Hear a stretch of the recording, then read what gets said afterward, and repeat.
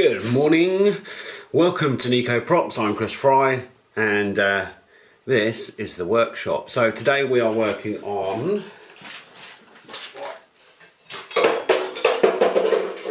drop pommel, the pirate sword. Ta-da! So we've got the blade, we've got the guard. I might redo the handle material. So that is that. Now I need to do some normalizing cycles on this. What does that mean? Basically where we've been hitting and stretching this material, I mean bearing in mind that it started off about like that thick and we thinned it right down to that and drawn it out. That's a lot for that material to go through. So before we go into the quench, I want to normalize it. What this means is it allows the grain structure inside to settle down a bit. And get small, and you want a small grain structure for a tough blade.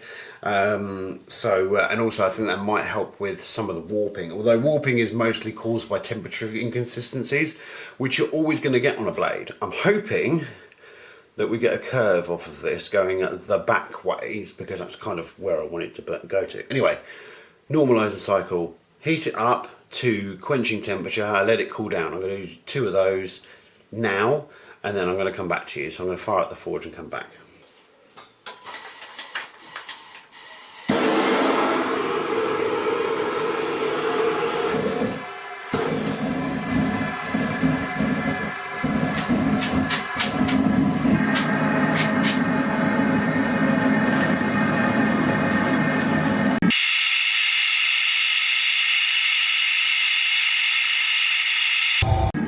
Something I noticed while I was doing that thermocycle, or normalizing cycle if you want to call it, is trying to keep that blade at an even heat, and also with the thinness of it, it becomes so floppy.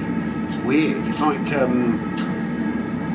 trying to move wet cardboard. It's bizarre. Anyway, something that people do to keep a consistent heat is to put a tube in the fire. So that's what I'm going to do, and then you run it through the tube and it protects the blade a little bit from the burners and gives you a more consistent heat. Also, this is going to allow me to extend the forge a little bit, I hope. I'm thinking what I might do is stick a brick in the end, fire brick, try and block it up a bit to keep the heat inside the tube. I think that might work. Let's give that a go.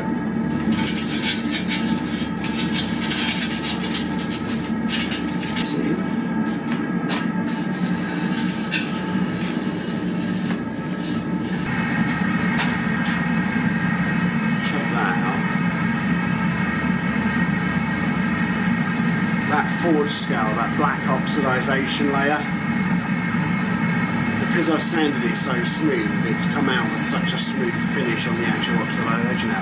I quite like the colour of this actually, and I was experimenting the other day with making blades grey, so maybe we'll use that on this project.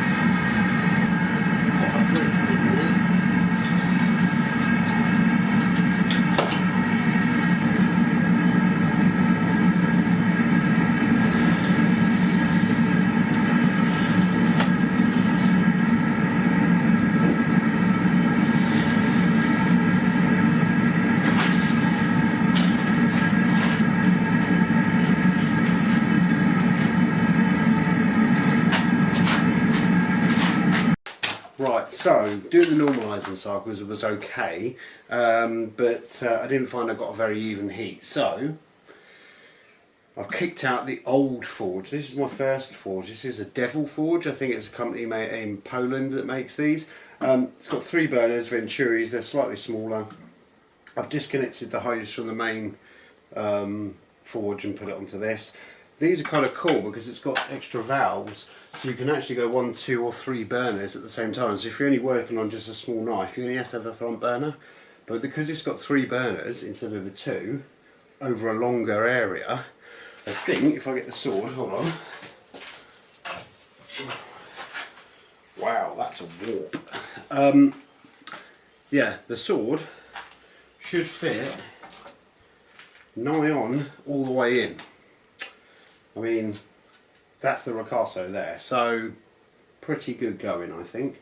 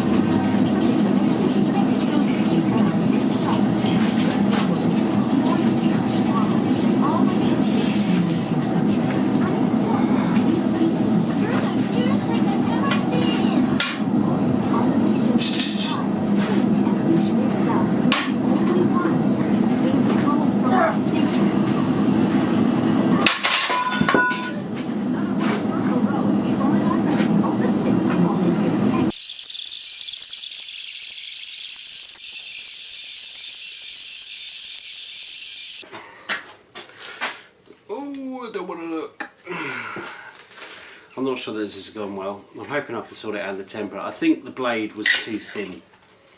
I think I have ground this way too thin for the quench. So it's a learning experience.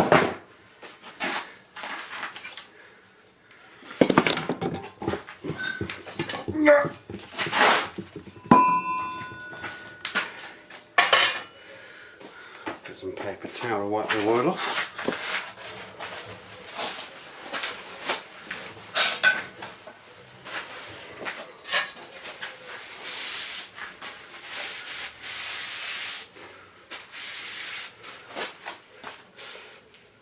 Oh, that's got a wiggle in it. Don't know if you can see that on the camera. I think I can sort that in the temper. Is it down the blade or the back? It's a bit in both actually. Okay. Let's see if it hardened, because this might all be for naught anyway. So,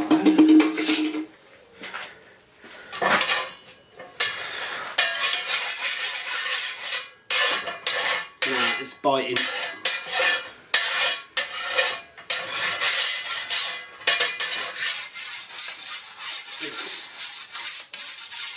It's like it's hard on one side, but oh, hang on, that might have been the scale.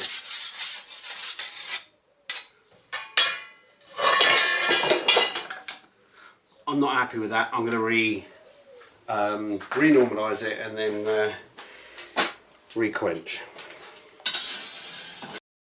I so hope this is not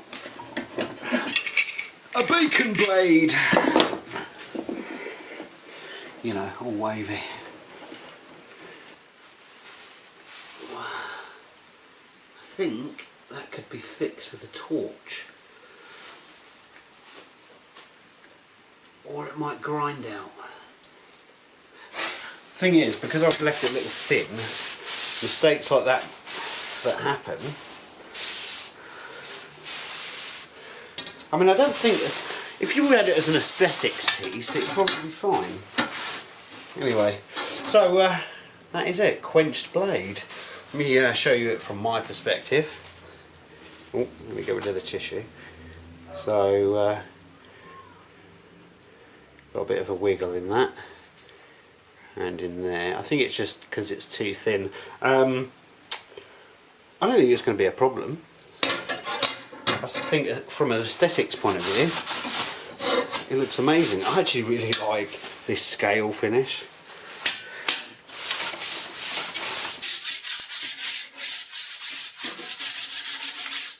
We got a hard blade. Shouldn't have tapped that too much. Right, so now we've got to be careful with it because this could break like glass. So I'm just going to put it down here, move the camera for the next process. What's drink while making a pirate's sword? Well, rum, of course. Where's the rum gone? The rum's gone. It's gone. I'm not sure when the battery died there, so I'm not sure what you saw, but I've done one side, a couple of little hot spots here and there, but I managed to catch them before they become too bad, so I think we're okay. So, quick reminder, before, after, and that edge geometry is getting much closer to profile. This thing, when it's done, is going to be a goddamn razor. I'm keen to see what this can do. I've got to be honest, I'm a little bit scared of it. I mean, it's literally going to be a cutthroat razor that's like 30 inches long. Right, on to the other side.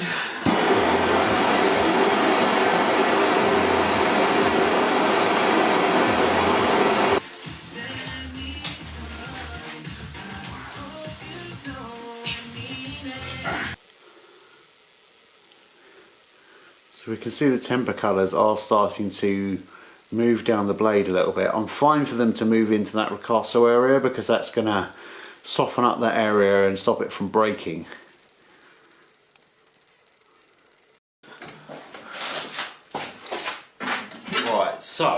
got a bit of a warp in this. You can see it more, and that's here, which I sort of knew about. So what I'm going to do now, being that I haven't got anything long enough to temper it with, I'm going to do something called blue backing. So the idea is, like with these temper colours here, I'm after blue on the back but a dark straw towards the edge. So I've got a hard edge and a soft back. That will then give me a sword that is unlikely to break. In its current state, although I've done the tang, if I hit something with this or dropped it onto concrete or something like that, it's highly likely to shatter like glass. So we need to bring the temper back a bit, and then I can grind to final dimensions, and then I can fix the guard. So, blue backing.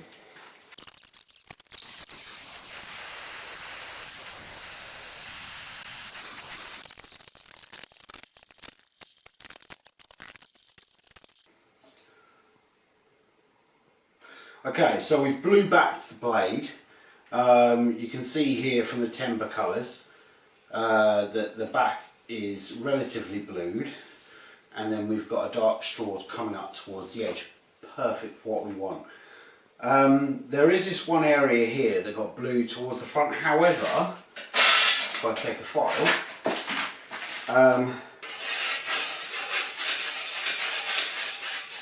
there's a little softness on the surface, but generally speaking, it's still hard at that edge. So, so we're good. Now, it's in the vice here because I had to heat up the tang again to try and straighten the whole thing, and I'm leaving it clamped in here. Now I've got it as straight as I like it to be while it cools. Another problem, my order of operations. It was wrong.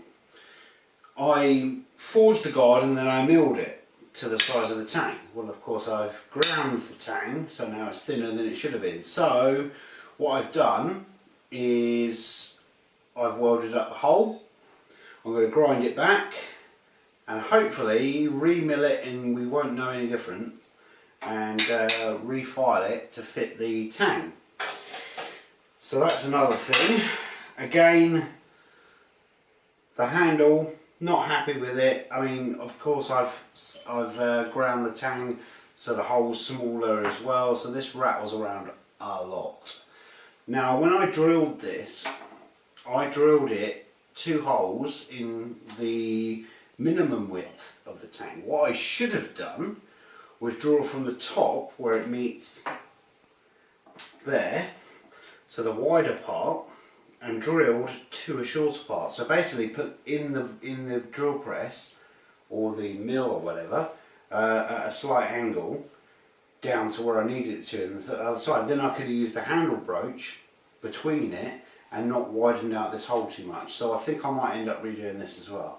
In fact, the only thing so far that I've done the least with, fingers crossed, is the pommel. I'm reasonably happy with that. I mean, the hole's not centred on the back, but then I don't think the whole thing's centred anyway. And then by the time I pin this over the top, it will probably fill in this cupping anyway. So I think that'll be alright.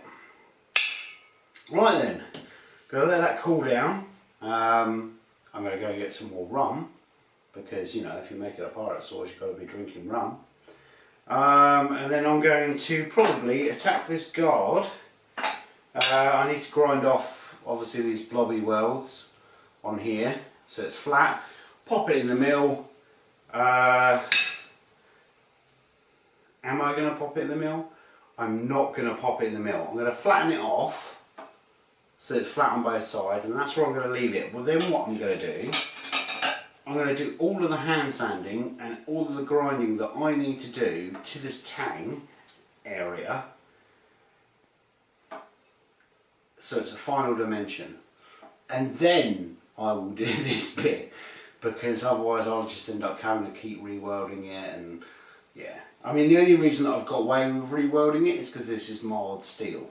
If it was hardened steel, you'd probably not get away with it. Right, back in a bit. Okay, so we're going to call it there for this video. Catch us on the next video where we finish off the sword and we test it, which is so much fun. If you haven't already, like, subscribe to the channel, go on the Facebook, get on there and like that as well. It'd be fantastic to have you guys hitting that notification bell and stuff. Everything you need to make stuff, generally links in the description below. Subscribe, catch you next time.